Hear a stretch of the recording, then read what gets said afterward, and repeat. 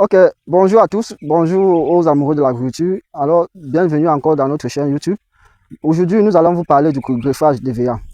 Qu'est-ce que c'est qu'un greffage DVA? Quelles sont les caractéristiques, quelles sont les normes qui gouvernent le greffage DVA? Quelles sont les différentes méthodes ou quelles sont les différentes techniques dont nous devons entreprendre pour pouvoir réussir un très bon greffage DVA? Alors, dans la suite de notre vidéo, nous allons vous présenter quelques étapes qu'il faut suivre pour pouvoir faire un bon greffage DVA. Retrouvez-moi.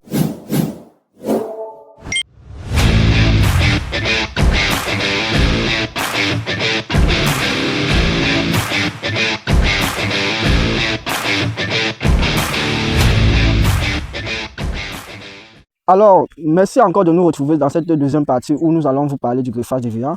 Alors, pour mieux réussir un véritable greffage DVA, il y a des normes qu'il faut suivre. D'abord, il faudrait d'abord mettre sur pied une très bonne pépinière. Une pépinière DVA, un peu comme celle-ci dont vous voyez autour de moi.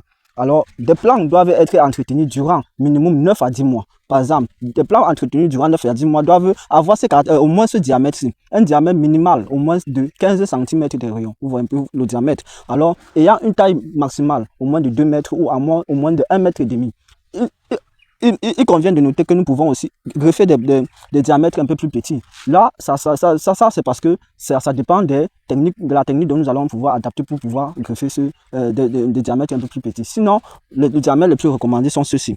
Alors, dans la suite de notre analyse, nous voulons alors vous dire que pour au préalable greffer des plants de DVA, nous devons au préalable choisir des variétés. Par exemple, vous pouvez désormais choisir des variétés comme le IK 331 ou encore le IK 41 ou encore le GT1, qui sont des variétés par excellence les plus utilisées dans des pays comme la Côte d'Ivoire ou encore d'autres pays comme le Cameroun. Alors, dans la suite de notre analyse, nous allons vous présenter de manière très pratique comment faire pour pouvoir greffer le plan DVA. Merci encore de nous retrouver sur cette troisième partie où nous vous parlons encore toujours du greffage DVA.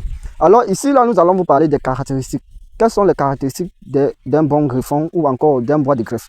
Voici, dans cette vidéo, nous vous présentons quelques bois de greffe. Un bois de greffe, normalement, ne doit pas être très mature, ni moins mature. C'est-à-dire, la couleur dont vous voyez doit être légèrement verdâtre. Vous voyez un peu? Disons, moins mature ici. Vous voyez un peu, par endroit aussi, vous pouvez voir un peu très mature, mais quand même, la maturité est acceptable à un niveau. Vous voyez un peu. Maintenant, quand nous prélevons nos bois de greffe DVA, comme vous voyez, nos bois de greffe DVA doivent faire plus de 3 jours, ou non, encore moins de, plus de 4 jours à terre. Donc, nous prélevons nos bois de DVA, c'est mieux de les greffer à l'instant T ou peut-être de les greffer le lendemain.